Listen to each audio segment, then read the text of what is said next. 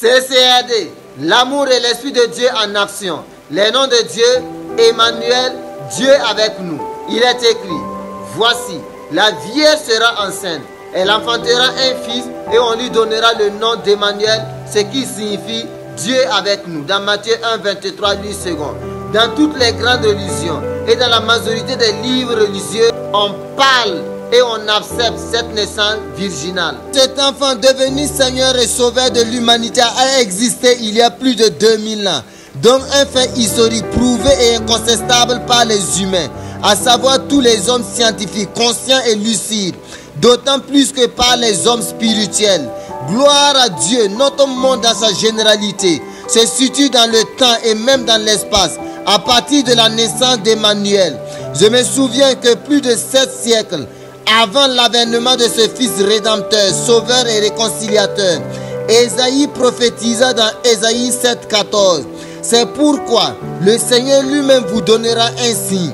Voici, la jeune fille, la Vierge, deviendra enceinte.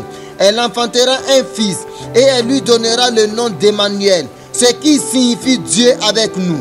Je vois en ce moment même quelqu'un qui respire d'un air frais et dit à son âme meurtrie, aux cris silencieux dans son cœur, aux cicatrices de son corps et même à son esprit abattu, aux incidents et accidents, à toutes circonstances fâcheuses, douloureuses dans sa vie, ceci. Alléluia! Dieu est avec moi, Emmanuel.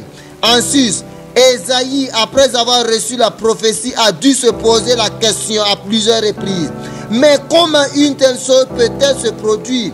Je ne comprends pas cette prophétie, Seigneur, car selon mon éducation, ma grande instruction, mes grandes connaissances sur le plan mathématique, philosophique, historique et même scientifique, cela est inconcevable et impossible, cette naissance virginale. Et de surcroît, il y a la précision sur le nom de l'enfant, Emmanuel, Dieu avec nous, difficilement concevable.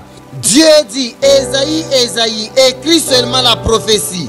Dieu dit aussi à quelqu'un, écris et garde mes promesses pour toi, et je vais m'en charger de l'accomplissement. Habakkuk 2:3 pourrait appuyer cela. Marie aussi en fut bien surpris dans Luc 1, 30 à 34, 8 secondes. Comment cela se fera-t-il, puisque je ne connais point d'homme? Dans tout cela, nous notons l'action extraordinaire du magnifique et glorieux Saint-Esprit. Oui, le jour fixé par le Père Céleste, Emmanuel naquit sur terre. Et c'est ainsi que dans le Nouveau Testament, il est question de l'accomplissement de cette merveilleuse prophétie, promesse divine. Car rien n'est impossible à Dieu. Luc 1, 37. Je prie que tous tes cas sans issue, tes cas impossibles, rencontrent la possibilité divine. Que le Dieu des cas impossibles se manifeste dans ton cas désespéré.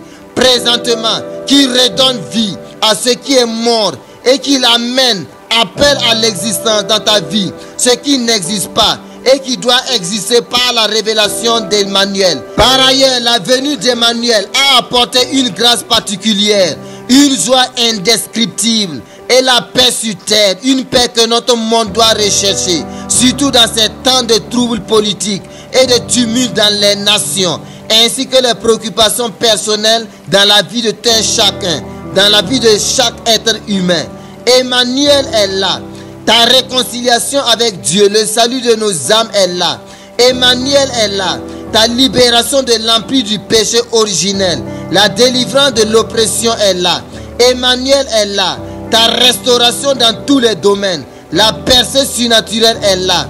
Emmanuel est là. Ta vie éternelle et glorieuse, la vie Joé est là. Emmanuel est là. Ton soutien infaillible, l'accomplissement de ta destinée est là. Emmanuel est là. Les ténèbres en confusion, le règne de la lumière est là. Emmanuel est là. Ta royauté est restaurée, instaurée. L'influence du ciel sur la terre est là. Sais-tu qu'avec Emmanuel, Dieu avec toi, uniquement Dieu et toi, vous constituez la majorité absolue et que tu es victorieux contre tous les agents et adeptes sataniques, diaboliques, et que tu es plus que vainqueur contre tous les pouvoirs et les puissances infernales? À ce moment même, je prie que la présence manifeste et tangible d'Emmanuel arrête toutes sortes d'oppressions dans ta vie. Que l'Esprit qui brise le joug, qui ôte les fardeaux, opère puissamment dans ta vie. Que la porte du salut en Jésus-Christ te soit largement ouverte dans tous les domaines. Avec une telle sérénité et la fidélité sans faille d'Emmanuel, tu te lèves, brilles et domines.